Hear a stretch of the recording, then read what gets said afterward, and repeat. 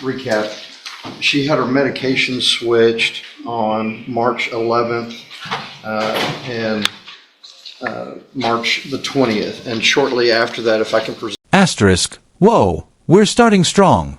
Michelle Laws is already on deferred probation for child endangerment, a state jail felony, and now she's violated by allegedly 1. Going to bars, 2. Breaking curfew, 3. Skipping mental health treatment, and 4. Admitting to drug-seeking behavior. That's the probation violation trifecta. The judge's tone says it all. This isn't her first rodeo, and patience is wearing thin. I've shown a copy to the district attorney's office this morning. It showed that they made a major medication change, took her off Seroquel, put her on Prozac. She immediately started having issues with the Prozac. She's still having issues with the Prozac. She's taking the Prozac at the jail. They're giving it to her. She's having issues. What we've done is we've spoke to Baptist hospitals. I have her mother and I have her fiance here. We have documentation that she would be accepted into inpatient at Baptist Hospital. I also have a letter from her doctor. But that's just a 5 to 7 days. No, they can actually keep her inpatient for up to 30 days, Judge, and then they have an outpatient program that could continue after that. If I could present this is a letter from her doctor that kind of underlines her very exacerbated issues. What I'm asking the court to do is not to exactly undo the SAFE-P. What I'm asking the court to do is hold the SAFE-P in abeyance, give her a chance to do the inpatient Baptist, make sure that she's on the right medication. I presume that a major medication change is about to take place due to the fact that she's having such issues with the Prozac, and we reconvene after she's... Asterisk. Here comes the classic medication shuffle defense. Her attorneys arguing that a March 11th prescription change triggered this spiral. But let's be real, going from antipsychotics, Seroquel, to antidepressants, Prozac, doesn't explain bar hopping and drug seeking. The judge's skeptical pause says everything. This feels like excuse bingo. Completed an inpatient stay, whether it be 14 days, whether it be 30 days. I'm assuming it'll be 30 days based on what the fiance's talked to with Baptist. It would come at no cost to the taxpayer or to probation. We've already cleared it with her insurance. She's stayed there before, and insurance covered almost 100%. I'm asking the court to just hold the SAFE-P in abeyance until she can do the inpatient treatment. We reconvene in 30 days and see how she did in the inpatient treatment. And then depending on how the reports go, how everything that I turn over from her inpatient stay to both probation, the state, and the court, you decide if SAFE-P is still in her actual best interest at this point. We understand that SAFE-P is also a blessing. She could have been sentenced to state jail time. We're not underscoring the issues. We're explaining to the court that this is a mental health issue caused by a major medication change that's documented. Her issues follow immediately after this, and she's still on the Prozac, and she's still having lots of problems in the jail on the Prozac. We're asking that we just hold this in abeyance. I'm not asking the court to undo it, take it away, put her back on regular probation. I'm not asking for that. I'm asking to hold it in abeyance, place her, allow her to be placed in the inpatient. But we don't, do we know, is it up to the hospital how long she stays? I believe so, Your I can't Honor. order some Correct. certain amount of Correct. time. And however long that is, if the court feels that it's not long enough, we can reconvene and I can show you the records at that point and we can make a decision from there. But Baptist... The judge drops the history bomb. This is a repeat performance. Same script, same failed outcome. That unsuccessful discharge from private rehab? Legal speak for she flunked recovery. The prosecutor's smirk says it all. They've seen this movie before and know how it ends. This has told the family that it would be up to 30 days and then they have an outpatient treatment that can continue after that. Now, of course, we won't know if that's appropriate until we see how she does in there, but it's pretty clear that this is a medication change that caused this behavior. Mr. Nichols? Judge, the main hesitation on our part is that she agreed to SAFE-P and now wants to do things on her terms. I think SAFE-P is where she needs to be based on the relapse and the violations she had. And I want to bring to the court's attention when she was first put on probation in 2022, she was ordered ISF. Didn't want to go, went to a private inpatient program in Harris County, which she was discharged unsuccessfully from. So it's almost like we're rewinding the same script as before, and it obviously didn't work then. I didn't see that. I don't think it's contained in the admin. I think Mr. Ruiz can testify to that, though, Your Honor, if you want more detail. He informed me about that this morning. Okay. Do you have any disagreement with regard to what happened at the beginning of probation that they're talking about, Mr. Nix? I'm not sure that I was a part You were a of that, so I don't know that I can speak to that. What I can speak to is that they made a major medication change that immediately caused these issues. SafeP is a wonderful program that's helped a lot of people. I don't know that it's fine-tuned for her mental health issues that are causing the issues right now. I think it's a fantastic program, and I still think she might end up there, but I think if we get her the right mental health treatment and get her on the right medication, she's much more likely to be successful in SafeP if she has the right medication and she is of the right frame of mind. The special needs SafeP facility, do they adjust medications and things like that? Yes, ma'am. Yeah. I think based on what I know now from the beginning that I ordered or agreed or whatever happened with ISF and then agreed to allow her not to do what everybody else thought was appropriate, go to her own choice, and successfully discharged from that, and here we are having the same problem. So I'm not going to adjust that order. Yes, ma'am. I am going to order the special needs. It's special needs safety. It's not the regular one. It is, the whole purpose of it is to treat both things. And so that can all take place there, and I think that would be better for her and for our community. In addition, I am going to, because of the issues in the administrative hearing, the fact that a motion hasn't been filed, the length of time, I think, obviously is an issue. And so I am going to also at this time order that Ms. LaChasse's probation be extended by 2 years. That should give plenty of time to get through the program, get through aftercare, make sure everything is going like it should be, and then hopefully get off this probation without a conviction or going to. Asterisk, this is the judge playing 4D chess. She's not just punishing, she's forcing treatment. Special Needs SAFP is Texas Intensive Dual Diagnosis Program, Mental Health Plus Addiction, and that 2-year extension? A clear message, get right or go to jail. The fidgeting defendant just realized her easy outpatient plan got vetoed. Going to state jail. All right, I know it's not what you want. I hope you take advantage of it, however. It's a good program. You can talk to them about medications and get stabilized before you get out and get on aftercare. Okay, thank you, Mr. Thank you, Nix. Judge. Thank you, Mr. Ruiz, for being here as well.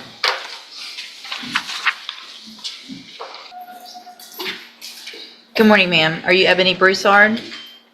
Yes, ma'am. And Ms. Broussard is on probation in cause numbers 19-32518, 19-32806, and 21-36615 for the offenses of escape while arrested, assault on a peace officer, and possession of a controlled substance. There's been motion to revokes filed in all three of those cases. And Mr. Nix, what is the announcement? Your Honor, I've spoken with the state. I think we have something in the works. I think we'd both like a 2-week reset. And I think in 2 weeks, some offers that we made to the state to try to resolve these issues will be made whole at that time. And I think this will be worked out at the 2-week reset. Any issue, Ms. Malfino? Judge, I have spoken at length with Ms. Johnson, who has worked with this defendant for a long time now. Of course, respect her position ultimately in that she is the one who actually works with her. There are quite a bit of arrears due in this case. Ms. Broussard has been ordered previously to pay those with forms of income such as her tax return, etc. She has been defiant in doing that to the probation department. Mr. Nix indicates that she, via her family while she remains in custody, is able to do that in the next 2 weeks, and I'd like to reconvene at that time to maybe see where we are. Our position in the alternative would probably be ISF cognitive. In fact, if she does not get that paid, we may just go ahead and proceed with the motion. We'll be ready to do it on that day. Okay, sounds good. Thank you for being here, Ms. Johnson. We'll reset the case for 2 weeks. Thank you, Judge. Thank you.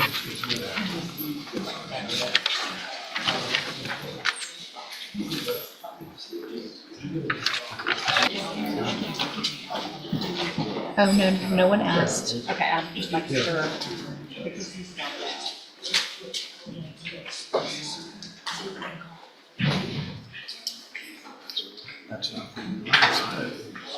Was that one, the one that just left?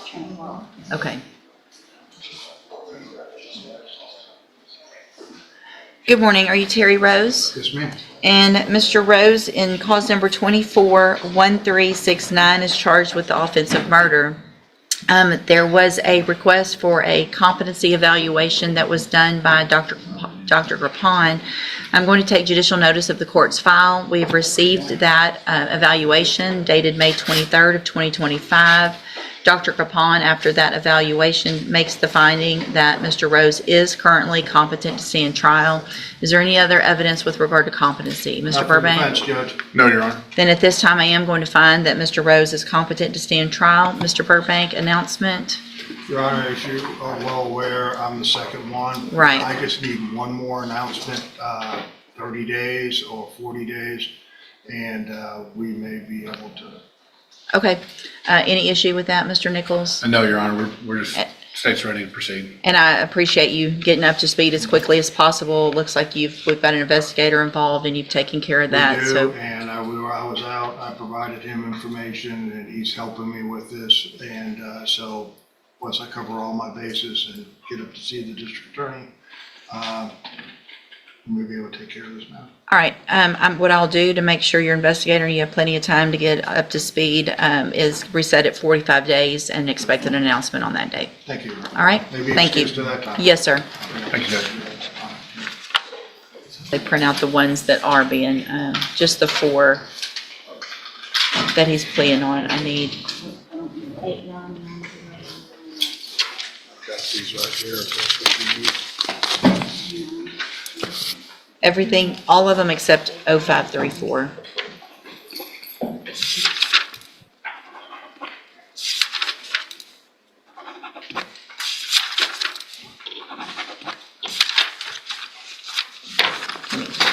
Good morning. Are you Bryce Thomas?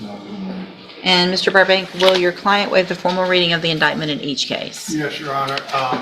We're going open on each case, and the aggravated sexual assault is being the lesser included indecency by exposure, which is a third degree. So is, Did you sign it? Did not. we can do it, y'all can get it done as soon as I'm finished. I'll go. Completely about the registration. I'll go through it with them. I just want to make sure, because of the agreement for the lesser in that case and for anything to run concurrently, is that the plea bargain agreement where he would be waiving his right to appeal? And also the dismissal. dismissal. The UUMB. Gotcha. Okay. Give me just a second. Yeah.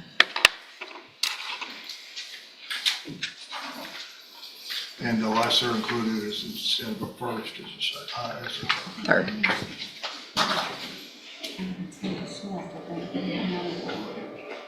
Oh, 0354 is being dismissed, I think. Or 0534, whatever I said.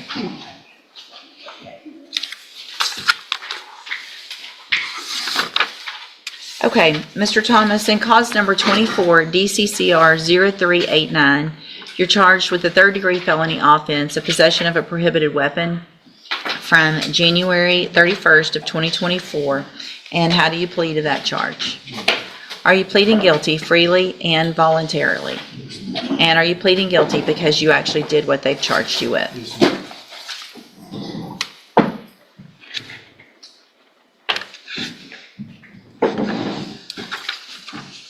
In cause number 240390, you're charged with a third-degree felony offense of possession of a prohibited weapon from January 30th of 2024. And how do you plead to that charge? Again, are you pleading guilty freely and voluntarily? And are you Hold up. Did that charge just get downgraded from aggravated sexual assault, second-degree felony, to indecent exposure, third degree? That's like going from attempted murder to jaywalking. Either the evidence was shaky, or this is the plea deal of the century. And now he's pleading guilty to multiple weapons charges too? This guy's rap sheet is longer than a CVS receipt. pleading guilty because you actually did what they charged you with?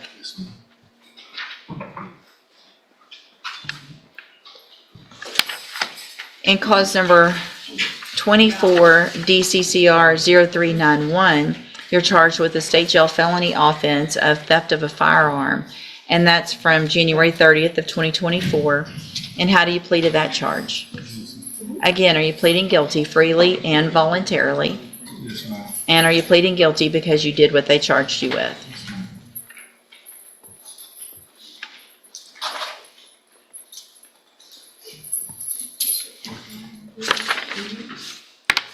And then what is the reduction to? It's indecency exposure, third-degree felony.